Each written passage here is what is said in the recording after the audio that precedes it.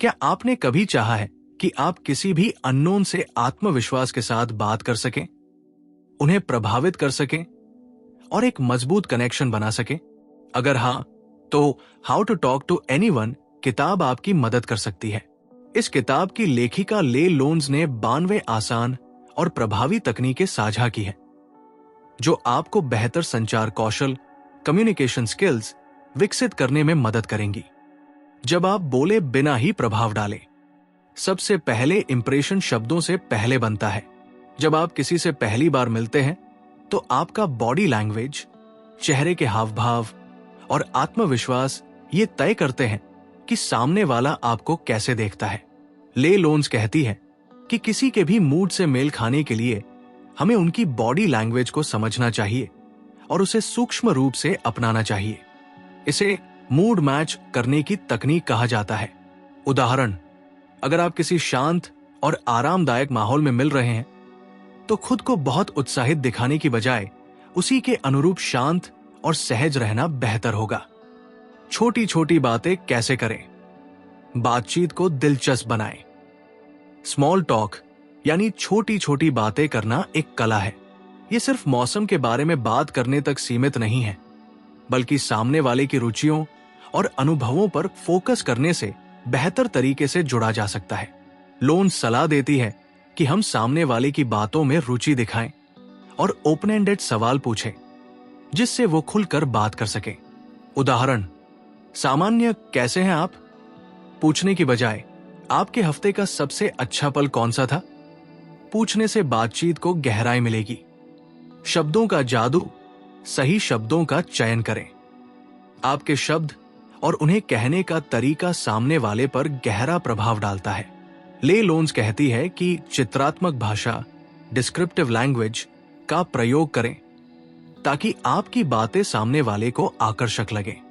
इसके अलावा अपनी आवाज के उतार चढ़ाव, टोन एंड पेस पर ध्यान दें ताकि बातचीत उबाऊ न लगे। उदाहरण, मेरा वीकेंड अच्छा रहा कहने के बजाय कहें, मैंने इस वीकेंड शानदार आर्ट गैलरी का दौरा किया और खूबसूरत पेंटिंग्स देखी। समूह में फिट होना, खुद को अंदरूनी सदस्य बनाएं। जब आप किसी नई सामाजिक या पेशेवर स्थिति में होते हैं तो वहां खुद को कैसे शामिल करें? लेल कहती है कि आपको पहले समूह की रुचियों, भाषा और तौर तरीकों को समझना चाहिए। धीरे धीरे उनके तरीके अपनाकर आप खुद को उस समूह में शामिल कर सकते हैं। उदाहरण, अगर आप किसी तकनीकी सम्मेलन में हैं तो पहले इंडस्ट्री ट्रेंड्स के बारे में जानकारी रखें ताकि बातचीत में सही तरीके से भाग ले सकें। प्रशंसा करना, लेकिन ईमानदारी से। लोग तारीफ पसंद करते हैं, लेकिन नकली या झूठी तारीफ सामने वाले को असहज कर सकती है। इसलिए जब भी किसी की तारीफ करें, इसे सच्चाई और विशिष्टता के साथ करें। इससे सामने वाले को लगेगा कि आप उनकी सच में सराहना कर रहे हैं। उदाहरण, आप अच्छा काम कर रहे हैं कहने की बजाय कहें, आपका प्रोजेक्ट में गहराई से ध्यान देना और सही डेटा का उपयोग करना बहुत प्रभावशाली था। भावनात्मक जुड़ाव, दिल तक पहुंचिए।